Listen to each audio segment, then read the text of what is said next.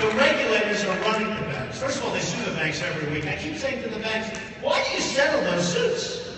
Why do you settle them? When I get sued, I take it right, well, take it all the way. You know what happens? If you settle suits, you get sued more. It's true. You know, in the old days, when somebody would fall in front of one of my buildings, I'd have this beautiful sidewalk. Perfect. Might even be granite. Beautiful, flat, perfect. A person falls. But they don't even fall on my sidewalk. They fall on another sidewalk and they carry him over a month. It's true. So what happened in the old days, I used to say, oh, somebody broke their leg, give them $100,000. Like a jerk. And I was getting more and more people falling. I said, how did they fall? The sidewalk's beautiful. The sidewalk's perfect. But we settle cases. Now I don't settle anything. I don't settle. I got sued by a lightweight in New York. This attorney general sued me, a civil case, sued me on a thing called Trump University. Has a 98% approval rate. Has an A from the Better Business Bureau. It was this wonderful little school, not a big deal. I would have given all the money to charity, and that's what I intended to do. I get sued by the Attorney General of New York, who, by the way, the day before he brought this suit, he met with Obama. Now, I know it has nothing to do with that, right? So I get this civil suit, of which I've won most of it, but they wanted to settle so badly. Settle. Then I have a headline, Trump settles. I don't want to settle. I take it out. Let it be years and years and years. But think of it. 98% of the students have signed a document saying they love the school. And now this guy brings a lawsuit. And I say, how can I settle when everybody loved him? How can I do that? So what happens is, I go to court, you get a little bad press, because the press doesn't want to write about the 98%. They don't want to write that you got an A from the Better. I got an A! I have a school. 98% of the people really love it, or at a minimum liked it a lot. And I have an A rating. And now I'm supposed to pay money, and I can't do that psychologically. Does that make sense? When you settle cases, what happens is you're known as a settler, and people come at you. And I told one of the big banks, they're always settling cases. The guy gets paid like $40 million a year to run a bank. Okay? You know, it's one thing if you build your own business and you make a lot of money, but it's another thing. You take over a bank, and you can pay a lot of money. Okay. But he makes a fortune. And he's always settling cases. Settled one for $1.8 billion. Settled another one for $4 billion. I don't even know where do they get all this money to settle these cases. But you hear they're being sued by the regulators. 2 weeks later, they settle. I said, get yourself a really good lawyer and let them fight it for the next 10 years. Because every time they settle the case, 2 weeks later, they get sued again. Because they're known as weak, pathetic people. It's true. It's true. And he tells me, here's the excuse, Don, we're a public company. And we don't like this hanging over our heads. I said, you get $2 billion? I mean, there's some at $10 billion, $7 billion. You know, a lot of times you'll settle a case because the legal fees are more than the case. I can't even do that. Because mentally, psychologically, I had a case in Chicago. A woman gave me, it's her approximate numbers, gave me $500,000. And she wanted to, and it's sort of interesting, I mean, because it's life. This is life. You like this stuff? This is better than some guy talking about nonsense, right? Now the press will say, oh, he didn't talk about something that nobody wants to hear about. We have young, smart people, we have entrepreneurs. They want to hear this stuff. Am I correct, Chambers? I get sued in Chicago by a vicious, vicious woman who happened to be elderly. But she was vicious. So right away, I'm like in a bad position. So she puts up like something like $500,000 to buy an apartment for me in Chicago. And the market collapsed. So she got the money up. It's called buyer's remortgage, you know, change. So she puts up the money, she's very happy. The apartment's beautiful, the market collapsed, doesn't work for us. So let's say, I don't know the exact number, so let's say the apartment's $2 million. But she didn't want $2 million. She wanted $5 million, she didn't want $500,000, she didn't want her deposit back. I wouldn't have given it back. No, I wouldn't have given it back. But even if I wanted to, so she puts up $500,000. And I think she wanted like $4 or $5 million.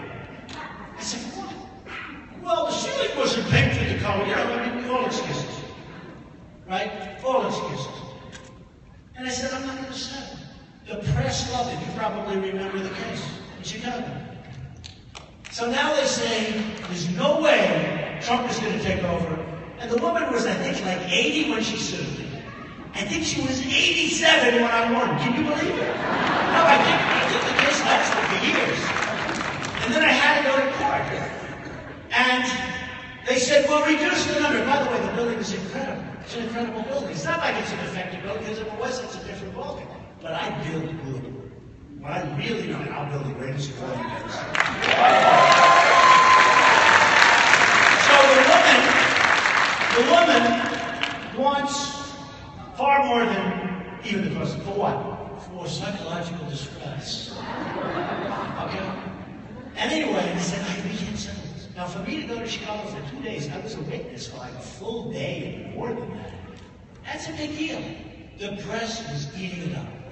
Because they're going to see an 87-year-old woman. Remember, she was much younger myself. But even though she was 87, and I'll say she was a horrible human being. She was horrible. So then she was just a vicious, and by the way, she was rich. She had a lot of money. And she said, oh, I didn't know this, I didn't know this. And then we found a letter where she knew everything. All of the things she didn't know about, they wrote a letter asking for these things before she closed. And then she closed. When we said, no, we're not going to give you any of this. And then she used that.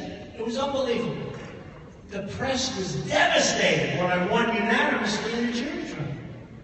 I had a very fair judge, although I thought it should have been thrown out on summary judgment, to be totally honest with you. But I won the case. The point is, when you're known as a second, you're known as a patsy. Do you know what patsy is? Now, if we would have had that thinking, because it's a mindset. And I'm not sure if you're born with that mindset, if you develop it. You can certainly develop it to an extent. But it's no different than Michael Jordan. He was a great player when he first laced up his shoes, right? I mean, he was good. They were talking about a certain golfer. Nobody remembers this, but he was an older golfer. And his name was Julius Boris. He won the U.S. Open maybe once or twice. He won the U.S. Open. Anybody know Julius Boris? Slow, beautiful. And he didn't start playing golf until he was like 23 years old. And he was an accountant in Westchester, an accountant. And he'd go with his friends to the driving range for lunch.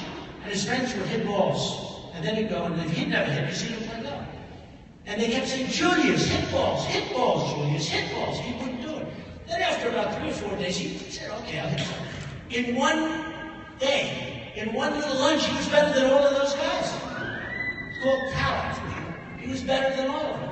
And he won the U.S. Amateur like a year and a half later. You guys know what I'm talking about. He won the U.S. Amateur. A year and a half later, then he became a pro and won the U.S. Open, and he was a great golfer. But there's a certain natural ability that people have, no different in business. There are people in here that are phenomenal business people. And there are people that can get better, and there are some people that can't even get better. Do we agree, fellas? There's some people that won't. They're not going to get better. But we have negotiators for us that are people that really are not natural. They're not good. I don't even know if they want to get better. I don't know what the purpose of these deals are. But we need help in this country. And I can tell you this. If I win, this country,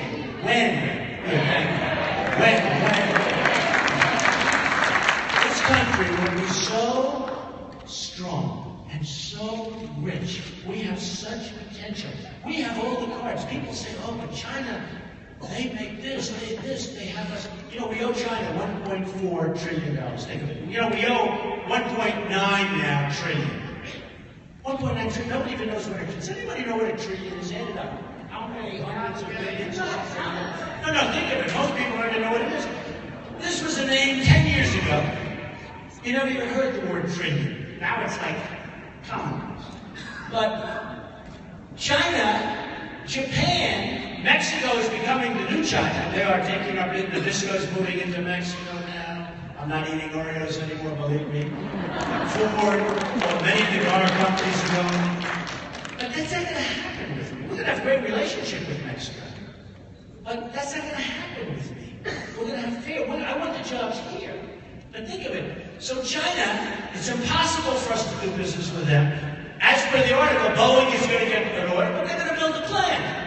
And I guarantee you, China said, we're going to order planes, but for us to do that, we want you to build a massive plane.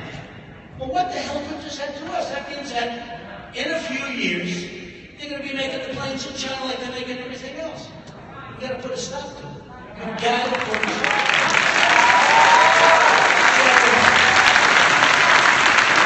If and when, I'll say if and when. Because you know, when I say when, they're always get perspective. If I say when, they're going to say he's so arrogant.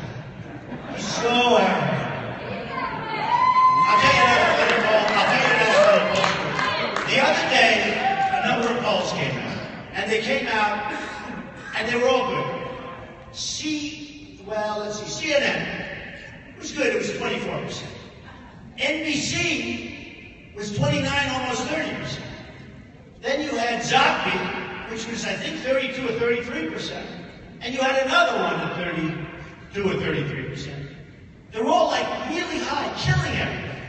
Now, in CNN, I was beating everybody pretty badly. But that's the only poll they showed. They didn't show the other ones. I said, I wonder why. Right? So we're fighting, there's a whole big thing going on. We're fighting something that's very, very unique. So I'm going to say, if and when I win, this country is going to be so strong, it's going to be so rich, we're going to have so many jobs,